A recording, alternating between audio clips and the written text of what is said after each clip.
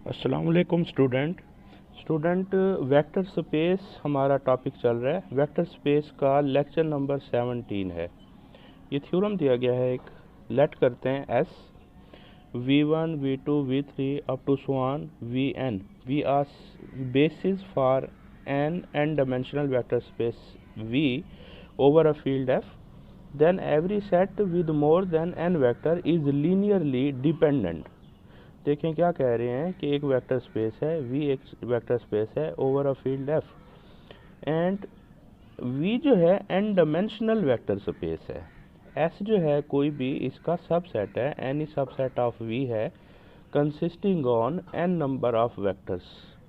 तो हमने शो क्या करना है कि s जो है अगर बेसिस हो v की, तो शो ये करें कि कोई भी आप एनी सबसेट ऑफ v लेते हैं containing more than n vectors, जो n से ज़्यादा वेक्टर पर मुश्तमिल हो, तो वो लीनियरली डिपेंडेंट होगा। देखें क्या कह रहे हैं, इसे थोड़ा सा हम एक्सप्लेन कर लेते हैं कि अगर फ़र्ज़ किया v एक वेक्टर स्पेस है over a field f with respect to field f, ये एक वेक्टर स्पेस है और ये जो v है इसकी जो डायमेंशन है वो n दी गई है। v एक वेक्टर स्पेस है और इसकी जो डायमेंशन है वो n है। डायमेंशन क्या होती है कि कोई भी जो v की बेसिस होगी उसमें जो नंबर ऑफ़ एलिमेंट्स होंगे वो v की डायमेंशन कहलाएगी। ठीक है, तो ये गिवन है। वो कह रहे हैं कि एस अगर एनी सबसेट हो v का कंटेनिंग n वेक्टर्स, यानी कि s में जो नंबर ऑफ़ वेक्टर्स हैं v1 v2 up to so on vn, ये n वेक्टर्स हैं। तो ये जो है s की, ये जो है v की बेसिस होगी। s is basis for v। कब होगी basis? If and only if and only if अगर आप कोई ऐसा सेट लेते हैं जिसमें मोर देन n वेक्टर्स हों, मीन के n से ज़्यादा वेक्टर्स हों। जैसे फ़र्ज़ किया ये ले लेते हैं, इसमें देखें मोर देन n वेक्टर्स हैं। ठीक है, तो होगा तो ये भी सबसेट ही v का, v के ही हमने वेक्टर्स लेने हैं। मोर देन n वेक्टर्स पर मुश्तमिल कोई भी सेट होगा तो वो कह रहे हैं कि वो लीनियरली डिपेंडेंट होगा, लीनियरली डिपेंडेंट होगा, ये मस्ट है। तो अगर ये लीनियरली डिपेंडेंट है तो हम ये शो करेंगे कि अगर हम कहते हैं कि फ़र्ज़ के ये लीनियरली डिपेंडेंट है तो शो करेंगे एस जो होगा उसकी बेसिस होगी। एंड अगर ये बेसिस है तो अगर कोई भी बेसिस होती है उसमें जितने नंबर ऑफ़ एलिमेंट्स हैं उससे ज़्यादा एलिमेंट वाला कोई भी आप सेट लेंगे तो मस्ट है वो डिपेंडेंट होगा, सेट ऑफ डिपेंडेंट वेक्टर का सेट होगा। ये थ्योरम है, इसमें हमने इसे प्रूव करना है। तो हम एक वे से क्या करेंगे, फर्स्ट स्टेप में तो हम ये करेंगे सपोज दैट एस जो है 1 2 up to one v1 v2 up to one vn, ये बेसिस है। हम कह देते हैं कि बेसिस है और शो करेंगे एक ऐसा हम सेट लेंगे जिसमें मोर देन n वेक्टर्स होंगे, मोर देन n वेक्टर्स होंगे, उसे प्रूव करेंगे कि वो लीनियरली डिपेंडेंट वेक्टर का सेट है। ठीक है, तो चलते हैं इसका प्रूफ देखते हैं। ये देखें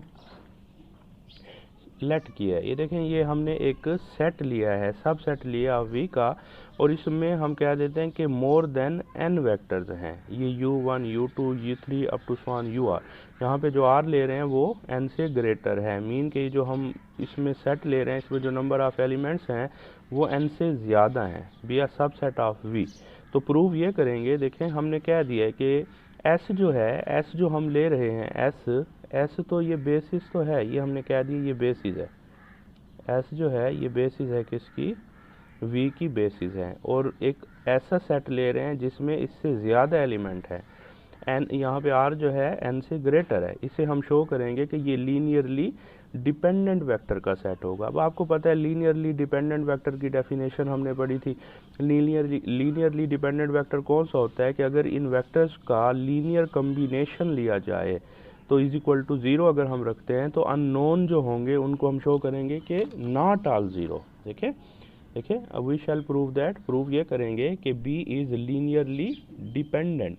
तो लीनियरली डिपेंडेंट b कब होगा कि अगर आप ये लेते हैं इनका linear combinations is equal to zero, तो शो अगर हम ये कर देते हैं कि c1 c2 c3 up to one cr not all zero, तमाम के तमाम ज़ीरो नहीं है, तो प्रूव हो जाएगा कि ये जो b हमने सेट लिया है ये लीनियरली डिपेंडेंट वेक्टर का सेट है। तो क्लियरली देखें, ये तो बहुत सिंपल है, क्लियरली हमें पता है कि बी जो है इसका सबसेट है। मीन के बी के तमाम एलिमेंट कहाँ से आए हैं, वी से आए हैं। Can be expressed in a unique way as a linear combination of the member of its basis. देखें बेसिस की डेफिनेशन ये भी होती है, अगर तो एस जो है बेसिस है, एस जो है जिसमें number of element v1 v2 up to so on v1 है, अगर तो ये बेसिस है, किसकी बेसिस है, ये बेसिस है वेक्टर स्पेस V की, तो बेसिस टू कंडीशंस को सेटिस्फाई करती है। ये जो वेक्टर्स हैं ये लीनियरली इंडिपेंडेंट होते हैं, नंबर वन।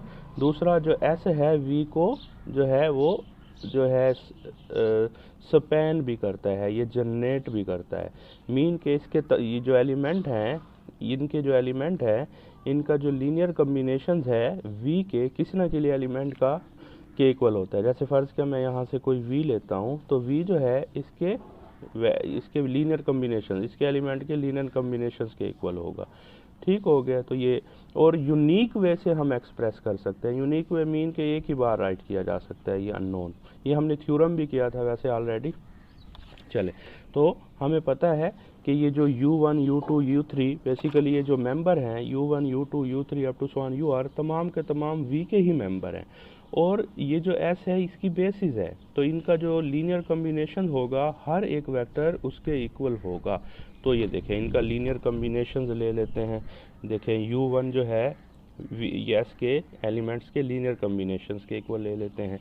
इसी तरह u2 जो है उसको भी s के लीनियर कम्बिनेशंस के इक्वल ले लेते हैं, up to so on ur आ गए। ठीक हो गया।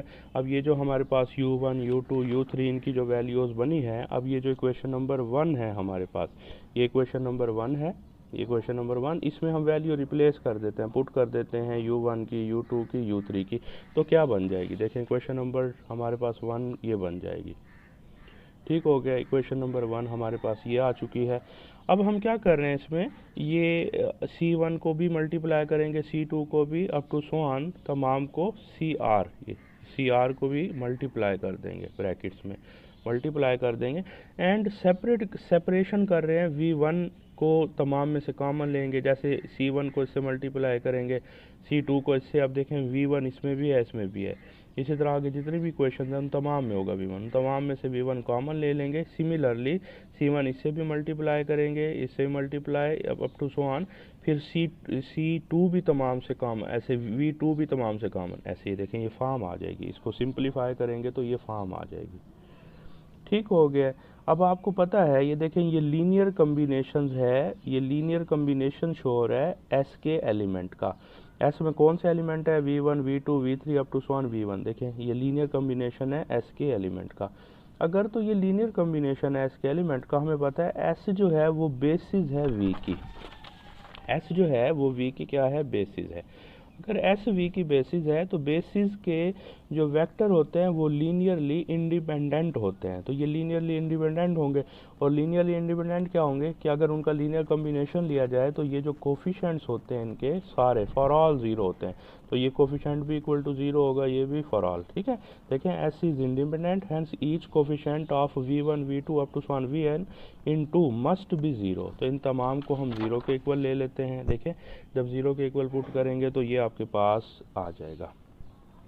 अब आपके पास ये system of homogeneous linear equations आई हैं, और इसमें जो हमारे पास कोफिशिएंट्स हैं जैसे A11 A21 up to so on AR1, ये कोफिशिएंट्स हैं। इन इक्वेशन में जो वेरिएबल हैं ये अननोन है, वो हैं C1 C2 CR, हर इक्वेशन में एक जैसे हैं। अब देखें system of homogeneous linear equation है। System of homogeneous linear equation का जो सोल्यूशन होता है वो दो तरह का होता है। एक होता है ट्रिवियल सोल्यूशन और दूसरा होता है non trivial solution.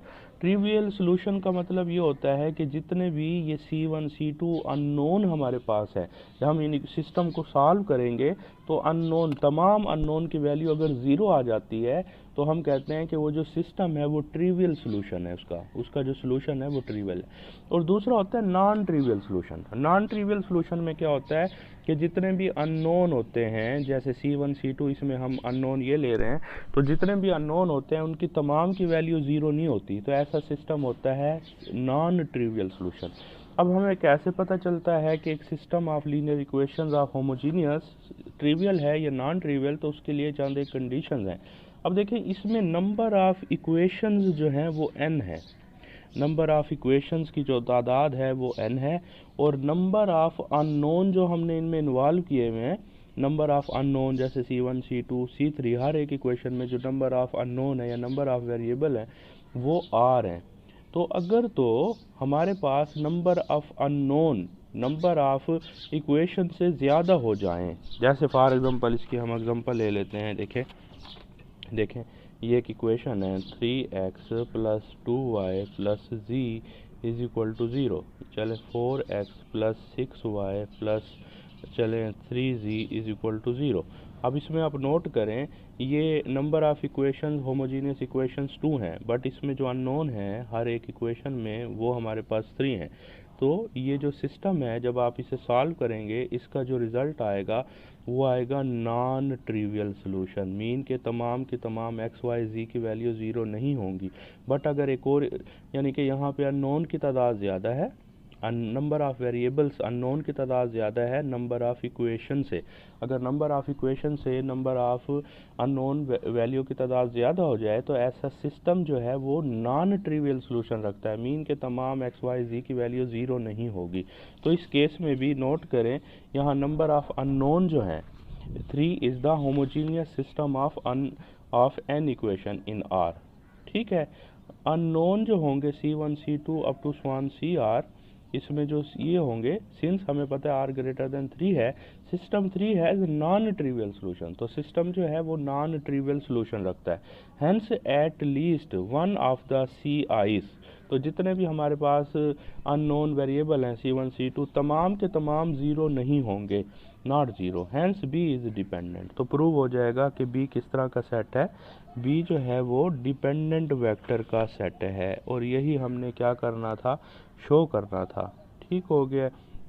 If and only if तो नहीं था इस थ्योरम पे, बट ये था कि अगर हमारे पास, हमने ये शो करना था कि एक सेट है, देखें एक सेट है, ये बेसिस होगा। कब होगा basis? Eight dimensional vector space की over a field F if every set, कोई भी अगर आप सेट लेते हैं जिसमें n वेक्टर से ज़्यादा वैल्यूज़ हों, ठीक है, तो अगर वो लीनियरली डिपेंडेंट है तो मस्ट है ये उसकी बेसिस कहलाएगी। कन्वर्स इसका नहीं है, ये सिंपल मतलब ऐसा है कि अगर एक कोई भी हमारे पास वेक्टर स्पेस है, उसकी जो बेसिस है उसमें जितने नंबर ऑफ वेक्टर एग्जिस्ट कर रहे हैं, तो उससे ज़्यादा वेक्टर पर मुश्तमिल कोई भी सब सेट होगा वी का, वो मस्ट है वो लीनियरली डिपेंडेंट हो, तो फिर एस जो है बेसिस होगी। ठीक है, तो ये हमने शो करना था, ये हमारा थ्योरम है। एक और थ्योरम है हमारे पास नेक्स्ट, देखें नेक्स्ट एक और थ्योरम हम करने लगे हैं। ये थ्योरम दिया गया है, लेट करते हैं V1 V2 V3 up to so on Vn be linearly independent in a vector space V over a field F। If V is any vector in V then the set, ये जो set होगा is linearly independent. ये linearly independent कब होगा? If and only if V is not in the linear span, अगर V जो है इससे बिलोंग ना करता हो, लीनियर स्पैन से बिलोंग ना करता हो। देखें एक सेट है हमारे पास, एक सेट है, कितने वेक्टर्स का सेट है? V1 V2 Vn वेक्टर्स का सेट है। ये लीनियरली इंडिपेंडेंट वेक्टर है, लीनियरली इंडिपेंडेंट वेक्टर है।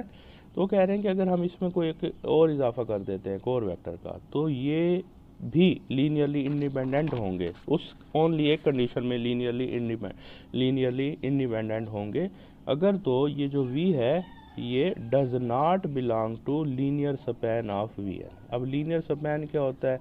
लीनियर स्पैन क्या होता है कि अगर ये जो वेक्टर्स हैं तमाम के तमाम जो है S एक सेट है, अगर फर्ज किया ये S है, V1 V2 n वेक्टर का सेट है, अगर S जो है V को स्पैन कर रहा है तो ये लीनियर स्पैन कहलाएगा। ये जो वेक्टर्स होंगे ये लीनियर स्पैन कहलाएगा। तो V अगर इस लीनियर स्पैन से बिलोंग ना करता हो, ये हमने शो करना है।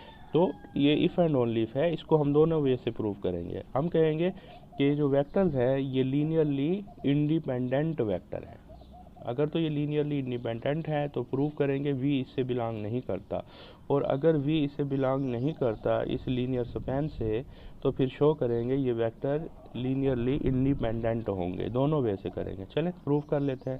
प्रूफ, सपोज हम कह देते हैं सपोज कि V does not belong to linear span of U. ठीक है, कह देते हैं कि ये लीनियर स्पैन से बिलोंग नहीं करता। तो शो, अब क्या करेंगे, we shall show that, we shall prove that कि ये जो वेक्टर्स होंगे ये इंडिपेंडेंट वेक्टर होंगे, लीनियरली इंडिपेंडेंट होंगे। और ये कब लीनियरली इंडिपेंडेंट होंगे, जब इनके सारे के सारे जो, अगर इसको लीनियर कम्बिनेशंस की फॉर्म में लिखा जाए इज इक्वल टू 0, तो सारे स्केलर अगर 0 हो। ठीक है, चले अब इसको वैसे तो प्रूव करना है लीनियरली इंडिपेंडेंट। हम खुद से एज्यूम कर लेते हैं, आर्जी तौर पे खुद से सपोज कर लेते हैं कि ये जो सेट है ये लीनियरली इंडिपेंडेंट वेक्टर नहीं है, बल्कि ये लीनियरली डिपेंडेंट वेक्टर का सेट है। किस तरह का सेट है, लीनियरली डिपेंडेंट वेक्टर का सेट है। अज्यूम द कंट्रेरी, आर्जी तौर पे हम कह देते हैं ये नॉट इंडिपेंडेंट, देन ये जो होंगे फिर क्या होंगे, डिपेंडेंट होंगे। जो दो तरह के वेक्टर होते हैं किसी भी वेक्टर स्पेस में, या तो वो लीनियरली डिपेंडेंट होते हैं या वो इंडिपेंडेंट होते हैं। हम कह देते हैं कि ये लीनियरली इंडिपेंडेंट नहीं है, तो फिर ये क्या होंगे, लीनियरली डिपेंडेंट होंगे। अगर तो लीनियरली डिपेंडेंट होंगे तो इनके जो स्केलर्स एग्जिस्ट करेंगे वो तमाम के तमाम 0 नहीं होंगे, एंड उनका जो लीनियर कम्बिनेशन होगा, हम इस फॉर्म में राइट कर रहे हैं, देखें लीनियर कम्बिनेशंस। ठीक है, इनको लीनियर कम्बिनेशंस की फॉर्म में हमने राइट कर दिया है। अब आपको पता है कि जितने भी अननोन है A1 A2 A3 up to so on A तमाम के तमाम 0 नहीं है। वैसे तो मतलब हो सकते हैं 0, लेकिन एट लीस्ट 1 कह लें 0 नहीं है, 2 0 नहीं है, सारे भी 0 नहीं हो सकते। तो हम सपोज कर लेते हैं कि अननोन A जो है वो 0 नहीं है। तो अगर अननोन A 0 नहीं है, इन तमाम को साइड पर शिफ्ट कर दें तो ये फॉर्म आ जाएगी। ठीक हो गया, A से डिवाइड कर दें, ये आ जाएगा। अब नोट करें, V is a linear combination of V1 V2 up to so on Vn। अब लीनियर स्पैन की डेफिनेशन क्या होती है, लीनियर स्पैन की डेफिनेशन ये होती है, अगर तो S जो है V1 V2 Vn वेक्टर पर मुश्तमिल है, ये V को स्पैन कर रहा है, वेक्टर स्पेस V को क्या कर रहा है, ये स्पैन कर रहा है। तो इसका हर वेक्टर बाकियों के लीनियर कम्बिनेशंस की फॉर्म में राइट किया जा सकेगा। ठीक है, ये डेफिनेशन होती है। तो देखिए नोट करें कि V जो है V1 V2 V3 का लीनियर कम्बिनेशन है। तो अगर तो ये लीनियर कम्बिनेशन है तो इसका मतलब तो ये हुआ कि V जो है मस्ट जो है बिलोंग करेगा लीनियर स्पैन से। ठीक है, V किससे बिलोंग करता है, लीनियर स्पैन से। तो लीनियर स्पैन से बिलोंग करता है, तो हम क्या क्या कराए हैं यहाँ पे, हमने तो जो गिवन हमारे पास ये था कि ये लीनियर स्पैन से बिलोंग नहीं करता, तो ये कंट्राडिक्शन आ गया, विच इज़ कंट्राडिक्शन। ठीक है, तो कंट्राडिक्शन आ गया, तो हेंस हमने कहा था आर्जी तौर पे कि ये linearly independent vector linearly dependent है। तो इसका मतलब हमारा सपोजिशन रॉन्ग है, तो ये लीनियरली इंडिपेंडेंट है, प्रूव हो जाएगा। कन्वर्सली हम सपोज कर लेते हैं, कन्वर्सली सपोज ये जो वेक्टर हैं इज़ इंडिपेंडेंट है, तो शो क्या करेंगे कि ये लीनियर स्पैन से बिलोंग नहीं करता। उसी तरह एज्यूम द कंट्रेरी दैट कि ये लीनियर स्पैन से बिलोंग करता है। अगर ये लीनियर स्पैन से बिलोंग करता है तो फिर क्या होगा हमारे पास, देखें लीनियर स्पैन से अगर ये बिलोंग करता है then V is a linear combination of the vectors. ये देखें मस्ट है, वही डेफिनेशन, कोई भी वेक्टर जो लीनियर स्पैन से बिलोंग करता है वो रिमेनिंग का लीनियर कम्बिनेशन के फॉर्म में राइट किया जा सकता है। ठीक है, अब इसको उधर शिफ्ट कर दें, नोट करें ये -1। अब देखें A1 A2 तमाम में, मतलब ये तमाम जो है ये जो वेक्टर है V1 V2 V3 up to so on Vn, ये लीनियरली इंडिपेंडेंट नहीं हो सकते, बिकॉज इसका जो कोफिशिएंट है वो क्या है हमारे पास, not equal to 0। Since the coefficient of V not 0 in 2 vectors जो होंगे आर डिपेंडेंट। ठीक है, डिपेंडेंट होंगे। और जबकि हमने A1 में क्या लिया है, देखें ये हमने कहा है कि सपोजिशन में कि ये लीनियरली इंडिपेंडेंट है, तो ये हमारी सपोजिशन रॉन्ग होगी है। ठीक है, एस तो फिर ये इससे बिलोंग नहीं करता, ये प्रूव हो जाएगा। यही हमने इसमें क्या करना था, प्रूव करना था। तो ये थ्योरम था।